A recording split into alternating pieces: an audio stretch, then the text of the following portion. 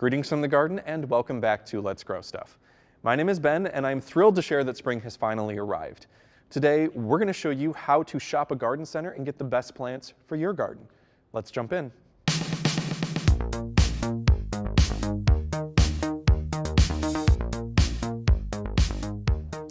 Well, first and foremost, when you head out to buy your plants, choose your local and family-owned garden center. Not only are these folks passionate plant lovers that can help you choose the best plant for your garden, but you're also supporting small and local business. Now, most garden centers group their plants by different type, and so we're going to start with annuals and seasonal plants. Annuals are plants that either complete their full life cycle in a single growing season, or they aren't winter hardy for us, which means they'll either need to come indoors over winter or be replanted next spring. Annuals are often best for container gardens and adding pops of color to established garden plantings. Some tried and true favorites include things like petunias and impatiens, and you can even switch it up with edible plants like fennel or greens.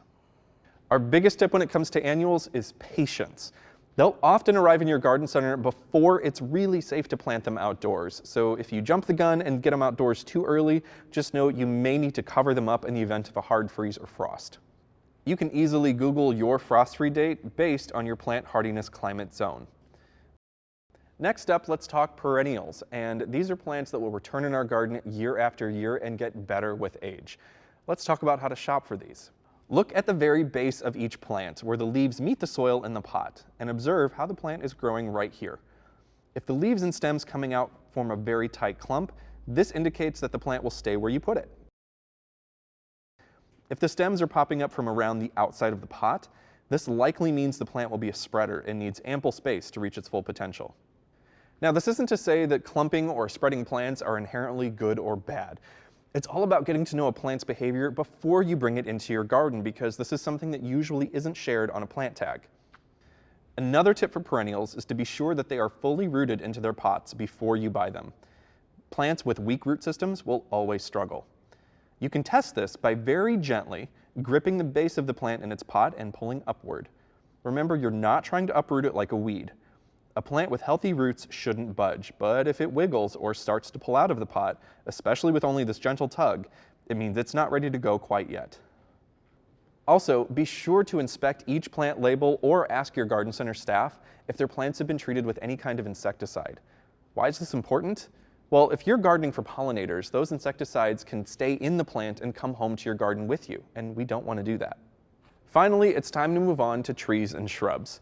The biggest two issues to look out for here are either girdling roots or plants that are planted too deep in their pot. To learn more about the dangers of mature girdling roots, check out this Let's Grow Stuff episode. The best time to address girdling roots is right here in the garden center, before we even bring the plant home. This is an easy inspection. First, see if you can identify a root flare, and this is the area where the trunk tapers out at the base of the soil. A tree planted at the proper depth will have a visible root flare and likely won't have significant issues with girdling roots. This is a good purchase. But if the tree looks like a telephone pole going straight into the soil, inspect further before purchasing by gently removing some of the soil from around the base of each tree with your fingers. Never use a sharp tool like a trowel for this.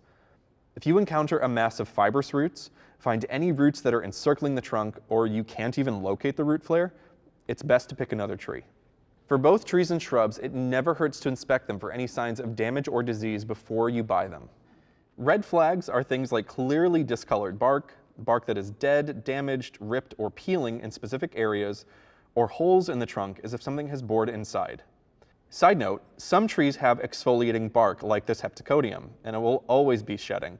The real issue is if you find this type of damage in a single area. If you spot any of these issues, choose another plant and also alert the garden center staff so that they can be aware of the issue too. Well, there you have it.